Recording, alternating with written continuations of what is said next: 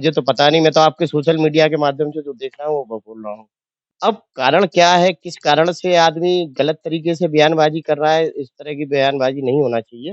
जो दूसरे दल है वहाँ वो अपनी घुटन महसूस कर रहे हैं।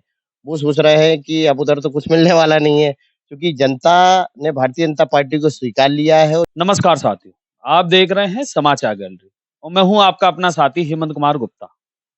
नगर निकाय चुनाव की तिथि घोषित होने में कुछ ही समय शेष है।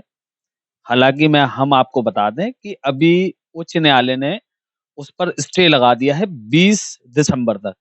फिर भी हम नगर निकाय चुनाव से संबंधित चर्चा करेंगे भारतीय जनता पार्टी के नेता संजीव अग्रवाल लाला से। संजीव जी, आपका स्वागत है हमारे कार्यक्रम में। नमस्ते अमन जी। संजीव जी, आप प्रवासी बन के गुजरात चुनाव में गए थे, क्या रही सफलता वहां? देखिए, पिछले बार जो विधानसभा का चुनाव हुआ तो उसमें 99 सीटें भारतीय जनता पार्टी के पक्ष में मिली थी। इस बार चूँकि यूपी की पहली बार वहाँ पर प्रवासी रचना वहाँ पर की गई, इससे पहले वहाँ प्रवासी रचना नहीं हुई। इस बार यूपी के, महाराष्ट्र के कई लोगों के अलग-अलग विधानसभाओं में और जिलों में प्रवासी व्यवस्था की गई। उसका नतीजा यह है कि वहाँ पर 156 सीटों का हम लोगों को बहुमत मिला और वहाँ सरकार और बहुत अच्छा संगठन में बड़ा ही तालमेल है। उसका आज नतीजा है कि वहाँ पर इतना अच्छा हम लोगों को जनमत मिला। अ, मैं लाला जी आपसे एक सवाल करना चाहूंगा कि एक आपकी पोस्ट वायरल हुई थी अभी फेसबुक पर कि बाहरी लोग आते रहेंगे तो हमारे कार्यकर्ताओं का क्या होगा? बाहरी जिताऊ हो सकता है पर टिकाऊ नहीं। जो अपने दल को स्वार्थ के लिए छोड़ सकता है वह कभी किसी दल का नहीं हो सकता। आपके इस पोस्ट के बाद अन्य पार्टियों के कद्दावर नेता जैसे समाजवादी पार्टी से अगर हम देखें तो तिलकचंद अहिरवार, बहुजन समाज पार्टी से हम देखें तो रतनलाल अहिरवार, उन्होंने अपनी पार्टी से इस्तीफा दे दिया। तो क्या लगता है कि आपका जो ये आकलन था इन्हीं नेताओं की तरफ था क्या? देखिए, मैंने जो बात की है तो सिर्फ़ कार्यकर्ताओं के हित में मैंने बात की है। क्योंकि भारतीय जनता पार्टी का कार्यकर्ता कोई भी चुनाव हो, प्रचंड बहुमत के लिए वो काम करता है। तो मेरा मानना ये है कि जो भी चुनाव हो, तो सबसे पहले कार्यकर्ताओं को प्राथमिकता दी जाए। जहाँ अगर कार्यकर्ता नहीं है और कोई नहीं मिल रहा है कोई उम्मीदवार, तो वहाँ पर ऐसे लोगों को लाएँ तो ठीक है। लेकिन जहाँ पर कार्यकर्ता है, पूरे वहाँ पर टीम है, चाहे किसी जाति का हो, चूँकि हमारे इधर की मेयर की सीट एससी हो गई है। तो एससी में हमारे इधर हर समाज का नेता हम लोगों के पास है, तो ऐसे में बाहर लाने की मैं नहीं समझता हूँ कोई ज़रूरत है। इन नेताओं के इस्तीफा देने के पहले किरण राजू बुक सेलर जैसी पूर्व मेयर का नाम चलता रहा। तो आपको क्या लगता है कि अगर भाजपा के पास क्या नेताओं की कमी हो गई है आरक्षित सीट होने के बाद? नेता आपको आयात करने पड़ रहे हैं। क्या आप उन्हीं नेताओं को आयात करेंगे जो पिछले चुनाव में आपकी पार्टी को कोसते थे? देखिए ऐसा है, हम लोगों को आयत करने की ज़रूरत नहीं है, क्योंकि भारतीय जनता पार्टी एक कार्यकर्ताओं की भीड़ वाला संगठन है। इसमें लगातार जितने लोगों के पास सदस्य नहीं है, उससे ज़्यादा हम लोगों का कार्यकर्ता की टीम है, चाहे वो विद्यार्थी परिषद हो, चाहे हम लोगों के जो संगठन है सभी, उसमें इतने हम लोगों के पास पर्याप्त हैं कि हम लोगों को निर्यात करने की आयात करने की ज़रूरत नहीं है। लेकिन जो दूसरे दल हैं, वहाँ वो अपनी घुटन महसूस कर रहे हैं। वो सोच रहे हैं कि अब उधर तो कुछ मिलने वाला नहीं है, क्योंकि जनता ने भारतीय जनता पार्टी को स्वीकार लिया है और जनता भारतीय जनता पार्टी के इसमें वोट करने वाली है। तो वो अपने स्वार्थ के लिए, जो अपने संगठन का नहीं हुआ, वो भारतीय जनता पार्टी का क्या हो सकता है? मेरा व्यक्तिगत मानना ये है कि ऐसे लोगों को प्राथमिकता बिल्कुल नहीं देनी चाहिए। भारतीय जनता पार्टी का जो कार्यकर्ता है, उसी का चुनाव लड़ाना चाहिए। बाकी सब निर्णय भारतीय जनता पार्टी जो करेगी, वो हम लोगों को स्वीकार होगा। आपका इशारा किस ओर है? नहीं, मेरा इशारा किसी की ओर नहीं है। मेरा इशारा भारतीय जनता पार्टी का कार्यकर्ता जो कि लगातार बूथ पर काम करता है, सर्दी में काम करता है, बरसात में काम करता है, लगातार वो भारतीय जनता पार्टी का जो भी निर्देश होता है, उस पे काम करता है। तो निश्चित रूप से मैं तो कार्यकर्ता की बात करूँगा, ये कार्यकर्ता को मिलना चाहिए। अगर हमारे पास कार्यकर्ता नहीं होता, तो हम दूसरे की सोचते। दूसरे दल के लोग इधर इसलिए आ रहे हैं चूँकि ये आप मान लीजिए कि भारतीय जनता पार्टी का स्टैम्प परचम शिखर पर है, तो सब लोगों को भारतीय जनता पार्टी दिख रही है। बात आरक्षित सीट की चल रही थी। इसी में थोड़ा बात आगे बढ़ाते हैं कि आगामी समय में जैसे ही नगर निकाय चुनाव संपन्न होंगे, नए मेयर झांसी को मिलेंगे।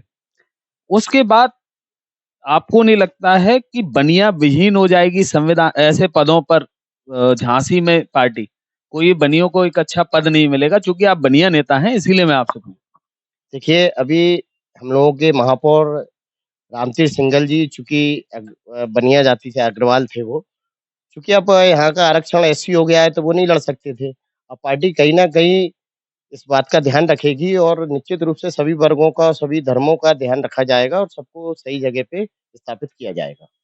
आपका इशारा क्या लोकसभा की तरफ है आगामी? नहीं, जो आदेश हम लोग को पार्टी को होगा, हम लोग तो पार्टी के सिपाही हैं, जहाँ पार्टी आदेश करती है। जब पार्टी ने मुझसे कहा कि आप पश्चिम बंगाल चले आइए, मैं चला गया। पार्टी ने कहा आप गुजरात चला जाइए, मैं चला गया। पार्टी जो आदेश करेगी, हम लोग तो पार्टी का आदेश मानने वाले कार्यकर्ता हैं। बात आपने गोलमोल हमारी कर दी। हम आप हमारा सवाल ये था लाला जी कि बनिया को उतना तजब्बो नहीं मिलेगी पार्टी में। आपको क्या लगता है कहाँ मैनेज होंगे? कहाँ मैनेज कर सकती है पार्टी? देखिए, ये विपक्षी लोग ऐसी बात करते हैं चूँकि हमारे प्रदेश के जो महामंत्री संगठन थे सुनील बंसल जी, वो प्रदेश के महामंत्री संगठन रहे हैं, उनको राष्ट्रीय महामंत्री बना दिया गया है और हमारे नितिन अग्रवाल जी जो कि प्रदेश में मंत्री हैं, लगातार चाहे आप सरकार में लीजिए, चाहे संगठन में लीजिए, बनियों का समावेश बिल्कुल पूर्णतः है। बात आरक्षण की चली रही है, एक प्रमुख सवाल है और काफ़ी लोगों ने हम लोगों से भी इस मामले में चर्चा की है। 60 वार्ड हैं झांसी के अंदर, उसमें से चुनिंदा वार्ड जो हैं वो अनारक्षित हैं। ऐसे में क्या भारतीय जनता पार्टी अनारक्षित वार्डों में सवर्णों को ही टिकट देने जा रही है कि उसमें भी पिछड़ा वर्ग या किसी अन्य वर्ग को टिकट दे सकती है? देखिए, सीट कोई-सी भी हुई हो, अगर वहाँ पर हमारा कार्यकर्ता अच्छा है और भारतीय जनता पार्टी के लिए काम करता है, तो निश्चित रूप से उसके लिए कोई मेरे ख्याल से कोई क्राइटेरिया नहीं रहना चाहिए। और यहाँ पर अगर समान सीट है, क्योंकि पार्टी का मानना है कि अगर समान सीट है तो वहाँ पर समान ही लड़ा जाए और जहाँ पर बैकवर्ड महिला सीट है, वहाँ बैकवर्ड महिला सीट पे कार्यकर्ता ही को लड़ाया जाए। अगर वहाँ पर अगर कोई कार्यकर्ता नहीं माँग रहा है या वहाँ पर किसी कारण से स्थिति नहीं बन रही, तो वहाँ पर हम लोग पार्टी के लिए किसी को भी लड़ा सकते हैं, कोई दिक्कत नहीं है। मतलब अगर सवर्ण सीट पर सवर्ण ही टिकट मांग रहा है तो प्राथमिकता किसे दी जानी चाहिए? आपकी राय क्या है और पार्टी को क्या करना चाहिए? देखिए, निश्चित रूप से अगर आप कहेंगे श्रवण सीट पे अगर श्रवण माँग रहा है, तो मेरी जो बात है तो अगर वो कार्यकर्ता अच्छा है, तो कार्यकर्ता को प्राथमिकता देना चाहिए। अगर वहाँ पर श्रवण जाति का कार्यकर्ता है, तो और बढ़िया है। मेरे ख़्याल से वहाँ कार्यकर्ताओं को प्राथमिकता देना चाहिए। वार्डों के जो मौजूदा पार्षद रहे हैं, सभासद रहे हैं, अभी पिछले पंचवर्षीय में उन्होंने ये आरोप लगाया है कि जो मेयर रहे हैं, उन्होंने कार्य जो है उतनी सफलता से नहीं किए हैं। विकास में सहयोग नहीं किया है, स्मार्ट सिटी का भी उतना काम नहीं हुआ है। तो उनके आरोपों को आप कैसे लेते हैं? नगर निकाय के चुनाव है, कितना प्रभाव डालने वाले हैं ये सारी चीज़? देखिए, हमारे इधर भारतीय जनता पार्टी के 2 महापौर रहे हैं, किरण राजू बुकसेलर रहे हैं और हमारे रामतीर्थ सिंघल जी रहे हैं। जो अधूरे काम हमारे किरण राजू बक्सर जी छोड़ गए थे, उनको पूरा काम करने का काम हमारे रामतीर्थ सिंघल जी ने किया है। आप आज से 15 साल पुराना आप झांसी देखिए। यहाँ पर जो भी विकास हुआ है, भारतीय जनता पार्टी के टाइम में हुआ है। माननीय जब हमारे मंत्री जी थे रविन्द्र जी शुक्ल, जब उस टाइम विकास हुआ, चाहे दीनदयाल सभागार हो, चाहे रोडें हों, रोडों का जाल सबसे ज़्यादा उनके टाइम में बिछा। फिर हमारे माननीय रवि शर्मा जी ने भी यहाँ पर विकास किया है। हमारे किरण राजू बुकसेला जी ने किया है। सांसद जी दिल्ली में इसी बात की चिंता करते हैं कि किस तरीके से मैं भारतीय जनता पार्टी और झांसी का कितना अच्छे से अच्छा मैं काम कर सकूँ। तो संगठन और सरकार में दोनों में अपना काम करते हैं और निश्चित रूप से यहाँ पर जो भी काम हुआ है भारतीय जनता पार्टी ने किया। बात पार्टी की चल रही है, भारतीय जनता पार्टी की। 2 नेताओं की लड़ाई इस टाइम बड़े उस पर है। एक नेता के करीबी है और एक मौजूदा विधायक है। क्या लगता है आपको कि इस तरीके की लड़ाई जो रोड पर आ गई है, एलिगेशन लग रहे हैं, एक अन्य महिला ने भी एलिगेशन लगाए, तो कहाँ तक ये सारी चीज़ें सही है? देखिए ऐसा है कि मैंने तो आपके समाचार पत्रों और सोशल मीडिया के माध्यम से मैंने देखा, तो दोनों विधायक मामला तो पूरा संज्ञान में होगा पूरा आपके। मेरे संज्ञान में है क्या कि छोटे-बड़े भाई हैं, एक राम है, एक लक्ष्मण है। दोनों में बड़ी गहरी मित्रता है और दोनों ही किसी भी अपराधी प्रवृत्ति के आदमी को कभी किसी को पनाह नहीं देते हैं। दोनों जनता में रहते हैं, कार्यकर्ता में उड़ते हैं। अब कारण क्या है, किस कारण से आदमी गलत तरीके से बयानबाज़ी कर रहा है, इस तरह की बयानबाज़ी नहीं होना चाहिए। क्योंकि इससे भारतीय जनता पार्टी की समाज में छवि धूमिल होती है, क्योंकि हमारे लिए चाहे बबीना विधायक और आयुष सिंह पारीचा हो, चाहे हमारे लिए रवि शर्मा जी हो, दोनों लिए हमारे लिए सम्मानित हैं और दोनों ने जनता के बीच में काम करने का काम किया है।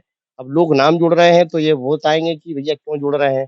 मैंने तो आपके सोशल मीडिया के माध्यम से जो देखा, जो समझा वो मैंने आपको बताया। ये निश्चित नहीं होता ना कि किसका कौन करीबी है। अभी भाई आपने बोला कि आपराधिक प्रवृत्ति है, तो आपका इशारा किस तरफ था? जिसके आपराधिक रिकॉर्ड है, जिसके पुलिस रिकॉर्ड में आपराधिक मामले दर्ज हैं, जिसके मामले दर्ज नहीं आपराधिक कैसे हो सकता है? आप बताइए कैसे आपराधिक हो सकता है? आपराधिक वही व्यक्ति होता है जी, जिसके मैं आपराधिक जानना चाह रहा हूँ सर कि लाला जी कि जो आपराधिक प्रवृत्ति का वो व्यक्ति है कौन? मुझे तो नहीं पता कौन है, लेकिन आपराधिक प्रवृत्ति के आदमी है वही वो पुलिस बता सकती है आपको कि उनके रिकॉर्ड में किसका मामला दर्ज है। अब मुझे तो पता नहीं, मैं तो आपके सोशल मीडिया के माध्यम से जो देख रहा हूँ, वो बोल रहा हूँ। सोशल मीडिया से राजनीति कर रहे हैं हमारे संजीव अग्रवाल लाला जी। क्या मैं सही हूँ? बिल्कुल, क्योंकि आपको आज का ज़माना सोशल मीडिया का ज़माना है और मैं पत्रकार जगत में सोशल मीडिया को तो दरकिनारे नहीं किया जा सकता, क्योंकि आप ही के माध्यम से प्रदेश की, क्षेत्र की जो भी खबर होती है, वो आप ही लोगों के माध्यम से जानकारी लगती है। कितनी सीटें जीतने जा रहे हैं? 60 वार्ड हैं। देखिए, हम लोग 60 में से ये आप मान लीजिए कि तैयारी तो हमारी 60 में 60 जीतने की है, क्योंकि 100 में 60 हमारा है, बाकी बँटवारा ये नारा कभी होता था।